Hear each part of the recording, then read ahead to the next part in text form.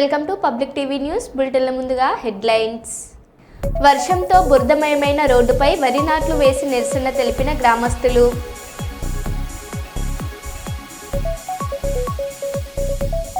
మల్దీవులతో స్వేచ్ఛ వాణిజ్యంపై చర్చలు ప్రధాని మోదీ.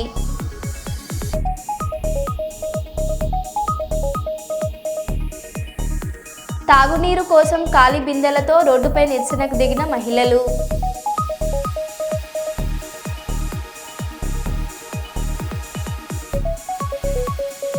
సుల్తానాబాద్ లయన్స్ క్లబ్ ఆధ్వర్యంలో రిటైర్డ్ ఆర్మీ సైనికులకు సన్మానం.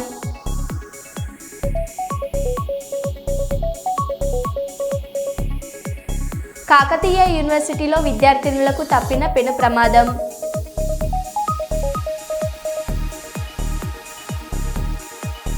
ఇక వివరాల్లోకి వెళ్తే 3 రోజులుగా కురుస్తున్న వర్షాలకు శ్రీరాంపూర్, మందమర్రి, ఇందారం, ఖైరీగూడ, సింగరేణి ఓపెన్ కాస్ట్లలో నిలిచిన వరద నీరు పెద్ద ఎత్తున ప్రవహిస్తుంది. సుమారు 1.20 టన్నుల బొగ్గు ఉత్పత్తికి విఘాతం కలిగినట్లు సంబంధిత ఏరియా సింగరేణి అధికారులు శుక్రవారం తెలిపారు. బొగ్గు క్వారీలలో నిల్వ ఉన్న నీటిని మోటార్ల సాయంతో బయటకు పంపిస్తున్నామని పేర్కొన్నారు.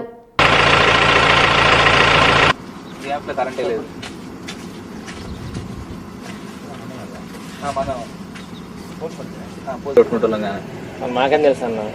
అవునంట నేను అనుకుంటా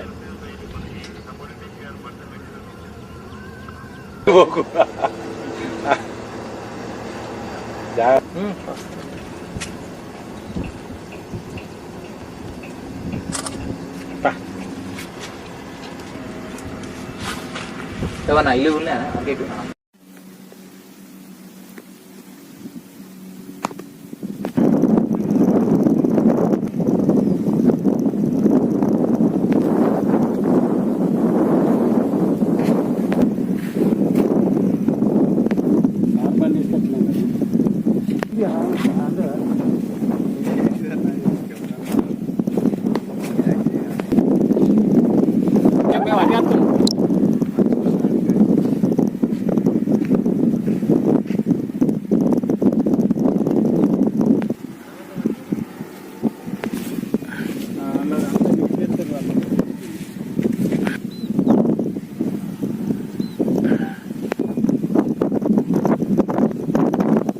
చోరీలకు పాల్పడుతున్న అంతరాష్ట్ర దొంగల ముఠాను పోలీసులు అరెస్ట్ చేశారు. శుక్రవారం హలియా సర్కిల్ కార్యాలయంలో ఎస్పీ శరత్ చంద్ర పవార్ మీడియాకు తెలిపిన వివరాల ప్రకారం చోరీలకు పాల్పడుతున్న 9 మందిని అరెస్ట్ చేసి 25 లక్షల రూపాయల విలువ చేసే 20 బైకులు, 5 సెల్ ఫోన్లు, 2 తులాల బంగారం రికవరీ చేసి రిమాండ్కు పంపినట్లు ఎస్పీ తెలిపారు. ఈ మీడియా సమావేశంలో డీఎస్పీ, సిఐ, ఎస్ఐ పాల్గొన్నారు. మన హాలియా సర్కిల్కి సంబంధించి 20 కేసుల దాకా మనకి బైక్ థెఫ్ట్స్ అన్నీ కూడా రిజిస్టర్ అవ్వడం జరిగింది. వీళ్ళ దగ్గర నుంచి మనము 20 బైక్స్ రికవర్ చేయడం జరిగింది. త్రిపురారంకి సంబంధించి 12 కేసులలో 10 బైకులు, హాలియాలో 8 కేసులకి 10 బైకులు మనం రికవర్ చేసినాం. ఈ బైక్స్ది మొత్తం వాల్యూ కూడా సుమారు 25 lakhs దాకా ఉంటుంది. దీంతోపాటు చైన్ స్నాచింగ్ టీమ్ కూడా ఉంది కాబట్టి మనము ఒక 2 తులాల బంగారము, దాంతోపాటు కొన్ని 5 సెల్ ఫోన్లు కూడా మనము రికవర్ చేయడం జరిగింది. అయితే ఈ టీమ్స్కి వస్తే మనము హాలియాలో పట్టుకున్నది 2 టీమ్స్. ఒకటి శ్రీను, ఇంకా నాగరాజ్. వీళ్ళిద్దరు పల్నాడు జిల్లాకి చెందిన వాళ్ళు. వీళ్ళ మీద పాత అఫెన్స్లు కూడా చేయడం జరిగింది. వీళ్ళకి హైదరాబాద్లో కొన్ని కేసులు ఉన్నాయి వీళ్ళ మీద. వీళ్ళ దగ్గర నుంచి మనం 6 వెహికల్స్ దాకా రికవర్ చేయడం జరిగింది. మొహమ్మద్ జానీ అనేది ఇతని సింగిల్ అఫెండర్. ఇతని దగ్గర నుంచి మనము బైక్స్ రికవర్ చేయడం జరిగింది. ముఖ్యంగా త్రిపురారం పోలీస్ స్టేషన్కి సంబంధించి 6 నిందితులు. వీళ్ళలో అడవిదేవులపల్లికి సంబంధించిన వాళ్ళు 3, దామర్చెల్లకి సంబంధించిన వాళ్ళు 2, మిగతా వాళ్ళు హైదరాబాద్, ఒకళ్ళు ఏపీకి సంబంధించిన వాళ్ళు ఉన్నారు.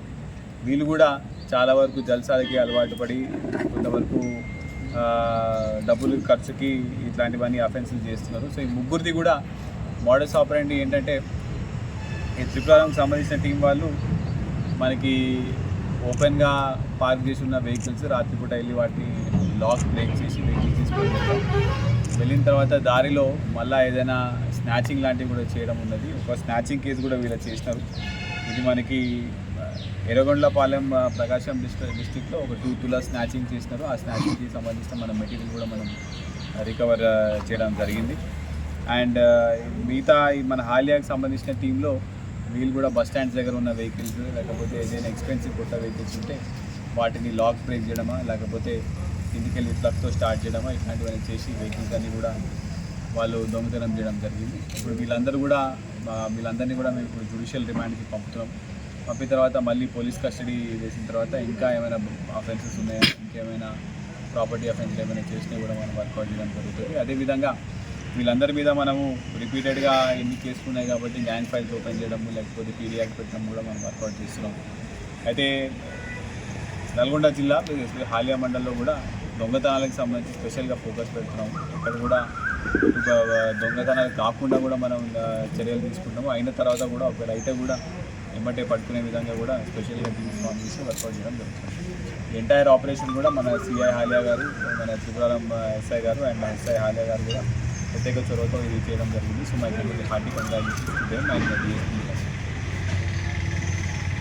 ఏపీ డిప్యూటీ సీఎం పవన్ కళ్యాణ్పై వైసీపీ నేతలు శుక్రవారం పోలీసులకు ఫిర్యాదు చేశారు.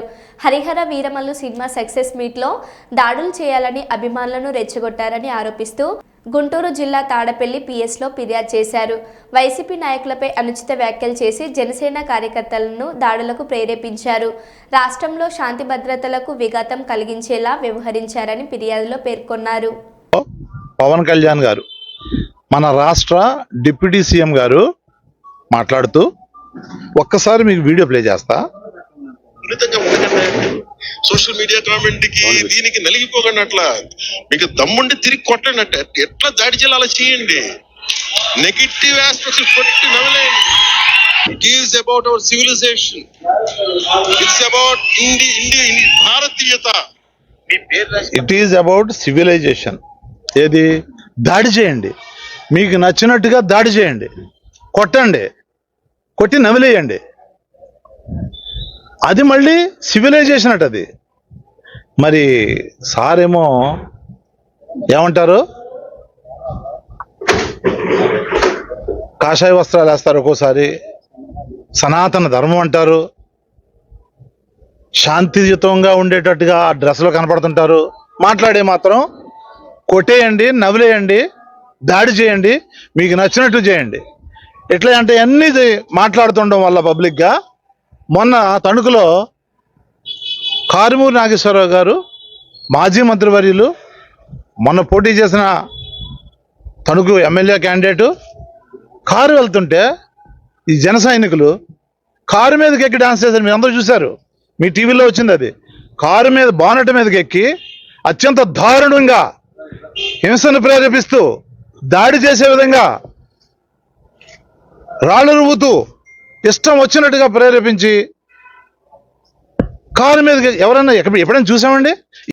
3 రోజుల పాటు 108 కుండంల గాయత్రి జ్ఞాన మహాయజ్ఞం రెండవ రోజు ఉదయం సామూహిక గాయత్రి మంత్రజపం, గాయత్రి యజ్ఞం, భోజన ప్రసాదం, యోగశిల్పి సంగీతం, సత్సంగం కార్యక్రమాలు జరిగాయి.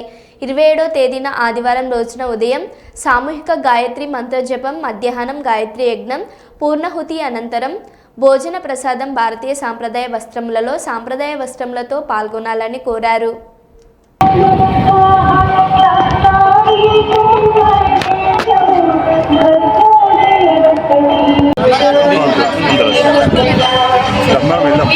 సార్ వచ్చే సార్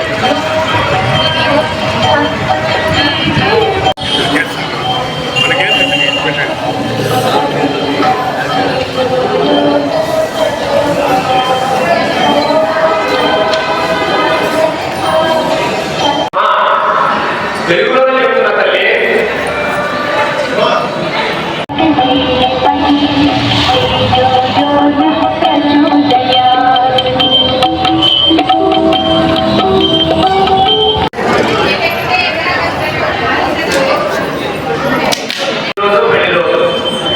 ఎవరు లేదా గర్భంతో అమ్మాయిలు గర్భంతో సరే మీరు కూర్చోండి. అందరూ ఈ గుండాల దగ్గర అందరూ ఒక్కొక్కటి కూర్చోండి.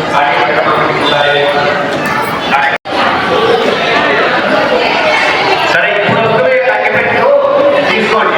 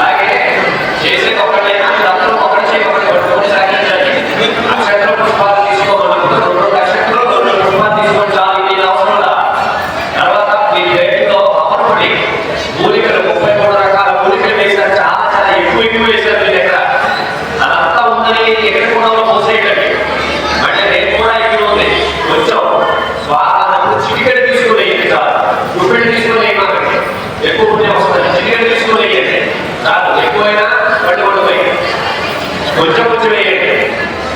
తర్వాత ఇక్కడ ఏం చెప్తున్నామో అది విధి చేయండి, దయచేసి అది విధి చేయండి.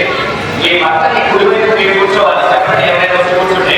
తర్వాత ఎవరైనా ధర్మపత్రి కానీ లేకపోతే ఎవరైనా వెళ్ళిపోయిన వీలుగా కూడా కూర్చొని చేయడం. ఈరోజు పుట్టినరోజు పెళ్లి రోజు పుట్టినరోజు పెళ్లి రోజు ఈరోజు ఇక్కడికి వచ్చిన వాళ్ళు ఎప్పుడైతే అగ్గిపెట్టె తీసి వెలిగించమని చెప్తామో మీ సొంతగా ఏం చేయొద్దు. ఇక్కడ నుంచి ప్రతి ఒక్కటి మీకు క్లియర్గా చెప్తాం, దయచేసి వినండి. మీ పక్క వాళ్ళు ఎవరైనా అలా చేయకపోతే చెప్పండి, కాదు మంత్రం ద్వారా వేసి చెప్తారు, ఇది చేయకూడదు అని చెప్పండి. అలాగే ఒకసారి ఇద్దరు నిశ్శబ్దంగా ఉండాలి. మంచిర్యాల జిల్లా కేంద్రంలోని సాయికుంటలో గల గిరిజన సంక్షేమ వసతి గృహం, ఎన్టీఆర్ నగర్లో గల షెడ్యూల కులాల సంక్షేమ వసతి గృహాలను జిల్లా కలెక్టర్ కుమార్ దీపక్ సందర్శించి విద్యార్థులకు అందిస్తున్న సౌకర్యాలను పరిశీలించిన అనంతరం విద్యార్థులతో కలిసి అల్పాహారం చేశారు.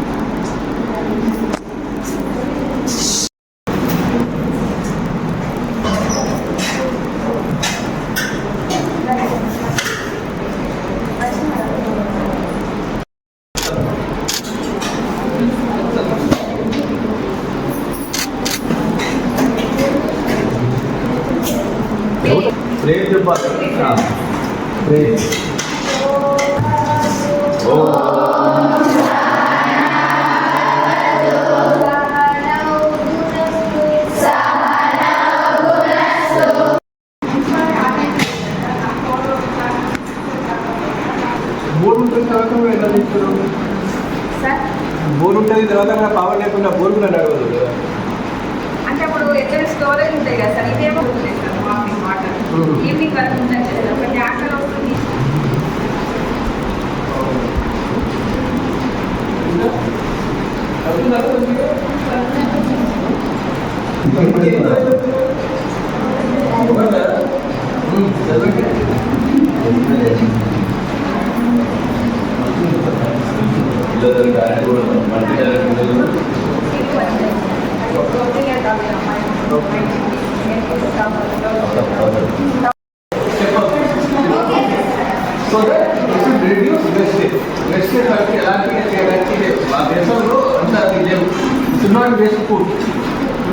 ఈరోజు మంచిర్యాల డిస్ట్రిక్ట్ సెంటర్లో ఉన్న ఎస్సీ వెల్ఫేర్ హాస్టల్కి బ్రేక్ఫాస్ట్ పిల్లలతో పాటు చేసి వాళ్ళతోటి ఇలా ఇంకా ఏమైనా ఇష్యూ ఇక్కడ ఉన్నాయా, అన్ని మంచిగా భోజనం పెడుతున్నారా లేదా, మెనూ పరంగా పెడుతున్నారా లేదా, హెల్త్ ఫెసిలిటీ సఫిషియెంట్గా ఉందా లేదా, ఏమైనా ఇబ్బంది పడుతున్నారా. ఇది పోస్ట్ మెట్రిక్ హాస్టల్ ఉన్నాయి కాబట్టి పిల్లలు పెద్ద పెద్ద means they are matured children ఇక్కడ ఉన్నారు. అండ్ ఈ హాస్టల్స్ నుంచి రిజల్ట్స్ కూడా మంచిగా వస్తున్నాయి. సో వాళ్ళ నుంచి అడిగితే భోజనం కరెక్ట్గా పెడుతున్నారు. వాటర్కి సంబంధించిన సమస్య ఉంది, మనం ఖచ్చితంగా బోర్డు వేస్తాము ఇక్కడ. దాంతోపాటు ఇంకా వాళ్ళకి చెప్పడం జరిగింది, ఏమైనా ఇష్యూ వస్తే మా హాస్టల్ వార్డెన్ అందుబాటులో ఉంటారు 24 hours. దాంతోపాటు ఏఎస్డిఓ ఉంటారు, ఎస్సీడిఓ ఉంటారు. సో అందరూ ఈ హాస్టల్ సంబంధించిన రెసిడెన్షియల్ స్కూల్ ఫెసిలిటీ సంబంధించిన and other educational institute facility సంబంధించిన జిల్లాలో ఏమైనా గవర్నమెంట్ ఇచ్చిన ఇన్స్ట్రక్షన్స్ పరంగా మనం ఫుడ్ పెడుతున్నాము, అన్ని రకాల ఫెసిలిటీ ఇస్తాము. రాష్ట్ర ప్రభుత్వం కూడా హాస్టల్ మీద రెసిడెన్షియల్ స్కూల్ ఫెసిలిటీ మీద ప్రత్యేకంగా ఫోకస్ పెట్టారు. సో ఐ హోప్ మంచిర్యాల జిల్లాలో ఖచ్చితంగా మనం అన్ని హాస్టల్స్లో అన్ని పిల్లలకి ఎవరైనా హాస్టల్లో ఉండి చదువుతున్నారు లేదా అంటే గవర్నమెంట్ ఫెసిలిటీలో చదువుతున్నారు, అన్ని రకాల ఫెసిలిటీ గవర్నమెంట్ ఇచ్చిన అన్ని రకాల ఫెసిలిటీ ప్రొవైడ్ చేయగలుగుతాం. Thank you. భారత న్యాయవాదుల సంఘం ఐఏఎల్ రాష్ట్ర కమిటీ పిలుపు మేరకు కర్నూలు బార్ అసోసియేషన్ దగ్గర న్యాయవాదుల నిరసన వ్యక్తం తెలియజేశారు. న్యాయవాదులు మరి మా అధ్యక్షులు గారికి కార్యదర్శి గారికి పేరు పేరున ప్రత్యేక ధన్యవాదాలు. నేను ఇక్కడ 10 నిమిషాలు ఉన్నంత బాగా ఓర్పుతో విని మరి దేశానికి కావాల్సినటువంటి న్యాయవాదం చేస్తాను. 6 లక్షల నుండి 10 లక్షలకు వెంటనే వెల్ఫేర్ ఫండ్ 6 లక్షల నుండి 10 లక్షలకు వెంటనే వెల్ఫేర్ ఫండ్ 6 లక్షల నుండి 10 లక్షలకు వెంటనే సమస్యలు ప్రభుత్వం మ్యాచింగ్ వాళ్ళ 6 లక్షల నుండి 10 లక్షలకు వెంటనే మ్యాచింగ్ అండ్ బార్ కౌన్సిల్ వాళ్ళ 6 లక్షల నుండి 10 లక్షలకు వెంటనే 10 లక్షలకు వెంటనే మ్యాచింగ్ అండ్ 6 లక్షల నుండి 10 లక్షలకు వెంటనే మ్యాచింగ్ అండ్ 6 లక్షల నుండి 10 లక్షలకు వెంటనే న్యాయవాదుల ఐక్యత న్యాయవాదులు యాజ్ ఎర్లీ యాజ్ పాసిబుల్ ఏదైతే న్యాయవాదులు కోరుతున్నారో వారి యొక్క జెన్యూన్ డిమాండ్ ని త్వరగా పరిష్కారం చేసి రాష్ట్ర బార్ కౌన్సిల్ కి రాష్ట్ర ప్రభుత్వం ఇస్తానన్నటువంటి మ్యాచింగ్ గ్రాంట్ ఒకటి ఇస్తే న్యాయవాదులకు ఇచ్చేటువంటి బెనిఫిట్స్ పెంచడానికి అవకాశం ఉంటుంది. న్యాయవాదులు ఏదైతే డిమాండ్ చేస్తూ ఉన్నారో న్యాయవాదులు చనిపోతే పెంచాలని చెప్పేసి కానీ న్యాయవాదులకు ఏదన్నా ఇల్ హెల్త్ అవుతే దానికి కావాల్సిన ఇన్సూరెన్స్ స్కీములు కానీ ఇటువంటివన్నిటికీ ఉపయోగించడానికి గవర్నమెంట్ ఒక సహాయ సహకారాలు కావాలా. ఇప్పుడు ఏదైతే మేము బార్ కౌన్సిల్ ద్వారా రన్ చేస్తున్నామో అది న్యాయవాదులు వాళ్ళ యొక్క ఫండ్ ద్వారా న్యాయవాదులు సొంతంగా జరుపుకుంటున్నటువంటి వెల్ఫేర్ యాక్టివిటీస్ వీటిని పెంచాలంటే గవర్నమెంట్ నుంచి సహాయ సహకారాలు అందకపోతే పెంచడానికి అవకాశం చాలా తక్కువ ఉంటుంది. ఏదైతే జెన్యూన్ డిమాండ్ మేము కోరుతున్నామో చాలా కాలంగా ఉమ్మడి రాష్ట్రం నుంచి ఈ సమస్యలు పరిష్కారం కావడం లేదు. ఈ మ్యాచింగ్ గ్రాంట్ ఏదైతే అనౌన్స్ చేసినారో గవర్నమెంట్ అది కూడా త్వరగా రిలీజ్ చేయాలా. రిలీజ్ చేస్తే న్యాయవాదుల సమస్యలు పరిష్కారం అవుతాయి. అదేవిధంగా గవర్నమెంట్ దృష్టికి మేము అందరు తీసుకుపోయేది ముందు న్యాయవాదుల ప్రొటెక్షన్ బిల్ ఏదైతే ఉందో దాన్ని త్వరగా ఇంప్లిమెంట్ చేయాలా. న్యాయవాదుల సమంజసమైన డిమాండ్స్ మీరు త్వరగా పరిష్కరిస్తారని ఆశిస్తున్నాం. ఓకే అన్నకు ధన్యవాదాలు. కానీ హెల్త్ కానీ వెల్ఫేర్ ఫండ్ కానీ ప్రొటెక్షన్ యాక్ట్ కానీ చేస్తే న్యాయవాదులు ఇచ్చినటువంటి విన్నపం పైన bar council general body resolution pass చేసి ఇటీవల 10 లక్షలు పెంచారు.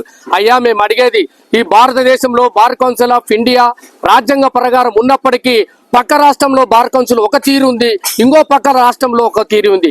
ఈ విధంగా వ్యత్యాసం ఉంది కాబట్టి ఐఏఎల్ అన్ని గమనించి వివిధ బార్ అసోసియేషన్ల ఐఏఎల్ యొక్క విన్నపాలు స్వీకరించి ఈ రోజు నిరసన కార్యక్రమం చేపట్టడం జరిగాం. కాబట్టి మా అభ్యర్థన ఏంటంటే తెలంగాణ బార్ కౌన్సిల్ ఇటీవల చేసినటువంటి న్యాయవాదుల అభివృద్ధి కోసం సంక్షేమ పథకాలు ప్రొటెక్షన్ యాక్ట్ కానీ వెల్ఫేర్ ఫండ్ కానీ అలాగే హెల్త్ కార్డ్ కానీ ఏ ఒక్క అంశాలు కూడా తెలంగాణ బార్ కౌన్సిల్ ఏ విధంగా చేసిందో ఆంధ్రప్రదేశ్ బార్ కౌన్సిల్ చేయాలనేది మా విజ్ఞప్తి. ఇటీవల నూతనంగా ఏర్పడినటువంటి గవర్నమెంట్ మ్యాచింగ్ గ్రాంట్ సుమారుగా 29 కుటుంబాలకు ఇటీవల ఒక 3 నెలల కింద ప్రకటించడం జరిగింది. అదే విధంగా రాబోయే కాలంలో ఆంధ్రప్రదేశ్ బార్ కౌన్సిల్లో ఏ న్యాయవాది చనిపోయినా కూడా తక్షణమే మ్యాచింగ్ గ్రాంట్ ఇస్తూ మాకిచ్చే వెల్ఫేర్ ఫండ్ లో 2 కలిపి మొత్తం అతిపెద్ద మొత్తంలో న్యాయవాదికు నామినీ కుటుంబం చేయాలనేదే ఐఏఎల్ ప్రధానంగా.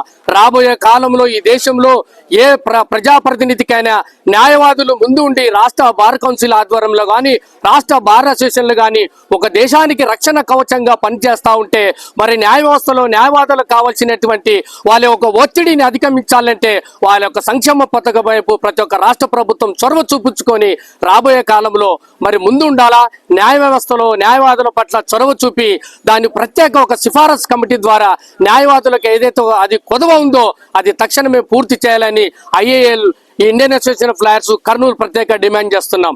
నా పేరు బిఎస్ రవికాంత్ ప్రసాద్, ఐఏఎస్ జిల్లా ప్రధాన కార్యదర్శి కర్నూలు. దేశంలో అన్ని వర్గాల అభ్యున్నతే మా ఎజెండా అని మాదిగ రిజర్వేషన్ పోరాట సమితి అధినేత పద్మశ్రీ మందకృష్ణ మాదిగ అన్నారు. పెద్దపల్లి జిల్లా గోదావరిఖనిలో జరిగిన ఆత్మీయ సమ్మేళనంలో ఆయన పాల్గొన్నారు. రామగుండం కార్పొరేషన్ కార్యాలయం వద్ద ఉన్న అంబేద్కర్ పూలే విగ్రహాలకు పూలమాలలు వేసి నివాళులర్పించారు. ఈ సందర్భంగా పెద్ద ఎత్తున స్వాగతం పలికారు. అనంతరం గోదావరిఖనిలో జరిగిన ఆత్మీయ సమ్మేళనంలో ఆయనను Singareni BC SC employees association ప్రతినిధులు ఘనంగా సన్మానించారు. ఈ సందర్భంగా ఆయన మాట్లాడారు.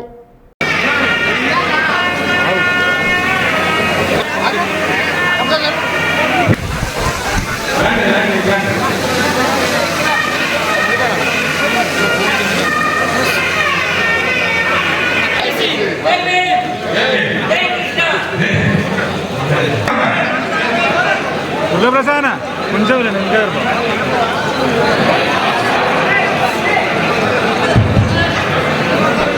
హలో అరే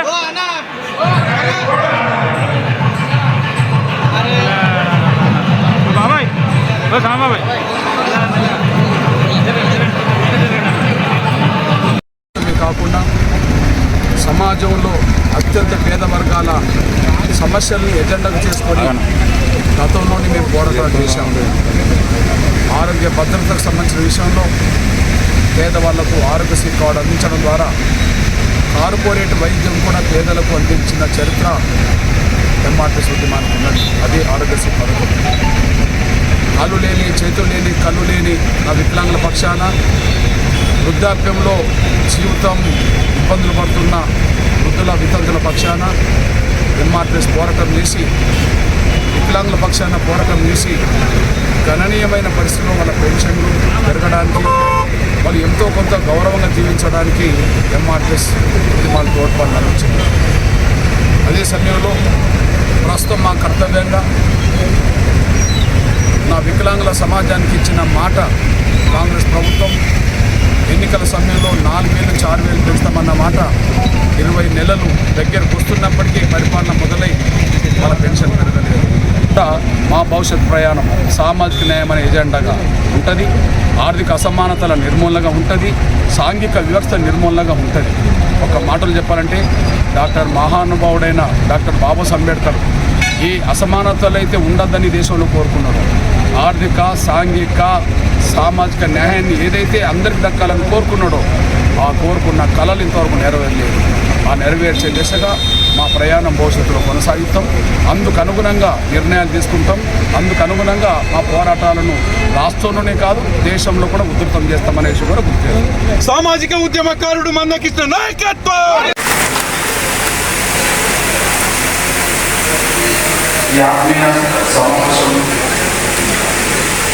మామిక నేతలు పెట్టినట్టుగా కనిపిస్తున్న ఈ ఆత్మీయ సమావేశంలో అన్ని వర్గాలకు సంబంధించిన సోదరులు వేదిక మీదనే కాకుండా ఈ సమావేశంలో కూడా ఉండి వాళ్ళ అభిమానాన్ని సాగుతున్న ఈ సందర్భంగా ప్రత్యేకంగా మీకు శిరస్కరించి ధన్యవాదాలు తెలుస్తున్నాను. మీరు ఎందుకోసమైతే ఈ కార్యక్రమాన్ని చేస్తున్నారో అందుకు ప్రారంభపడుతున్న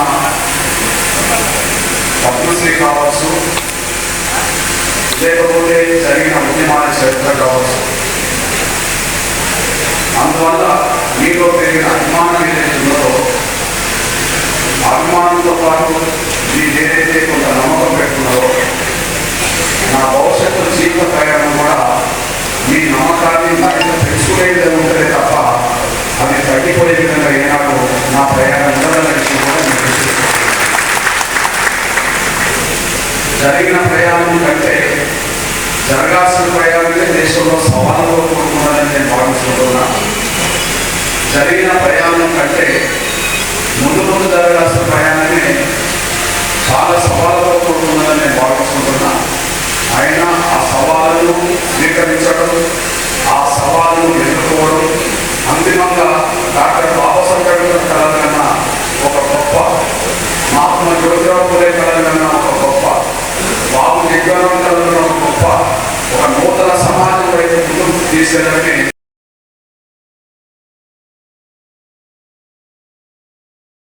మరో బులెటిన్లో మళ్ళీ కలుద్దాం. Stay tune.